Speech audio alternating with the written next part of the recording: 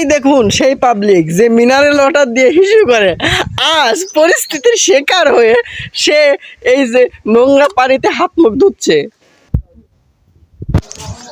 আসসালামু আলাইকুম, hello everyone, কেমন আছেন? তো আমরা বর্তমানে যে জায়গায় আসছি, এখানে পানির এত পরিমাণ সংকট, সে মানে কি বলবো, আমরা ফ্রেশ হব, ফ্রেশ হওয়ার জন্য এই একমাত্র নিরুপায় হয়ে এখানে যে পুকুর আছে এই পুকুরটা বেছে নিয়েছি। প্রস্তাব করতে গিয়েছিলাম, সেখানকার যে অবস্থা দেখেছি তাতে আসলে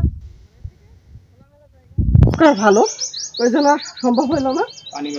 আর পানি আপাতত যা সাইডে কাজ চালাইতেছে, মোটামুটি এই দিয়ে খাবার রান্না করার জন্য বেশ সবাই আর কি এটা ইউজ করে। কিছুক্ষণ আগে দেখলাম এক ভদ্রলোক মাংস ধুয়ে নিয়ে গেল এই পানি দিয়ে। আমরা অলরেডি চলে আসছিলাম, কিন্তু নিরুপায় হয়ে এখন এখানে কোনো গভীর নলকূপ নেই, তো এটাই ইউজ করতে হবে।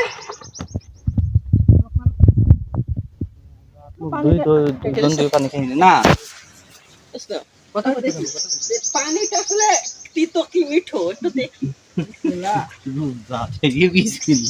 জিভায় দিলে তো একটা স্বাদ বোঝা যায়, এটা আসলে লবণাক্ত না, কিন্তু পানিটা ঠান্ডা আছে, ঠিক আছে, ঠান্ডা আছে।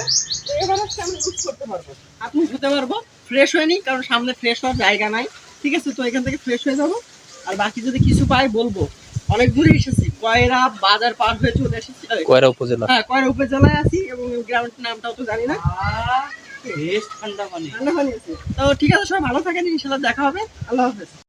এই দেখুন সেই পাবলিক যে মিনারেল ওয়াটার দিয়ে হিসু করে, আজ পরিস্থিতির শিকার হয়ে সে এই যে নোংরা পানিতে হাত মুখ ধুচ্ছে। এই জন্য ভালো না, আসলে ভালো মানে এটাই, শুধু শ্যাওলা আছে তাই আমরা জাস্ট একটু রিডিং মানে মজা করলাম, ঠিক আছে, তাছাড়া কিছু না। আমরা নিজেরা এখানে হাত মুখ ধুইছি, আর তারপরে বড় কথা আছে এখানে ছোট ছোট মাছ আছে, খুব ভালো, ঠিক আছে, ভালো পানি। কারণ যখন আমরা মুখে দিয়েছি লবণাক্ত না, লবণাক্ত হইলে তো বোঝা যাইতো। ভালো পানি, জাস্ট ঘোলা।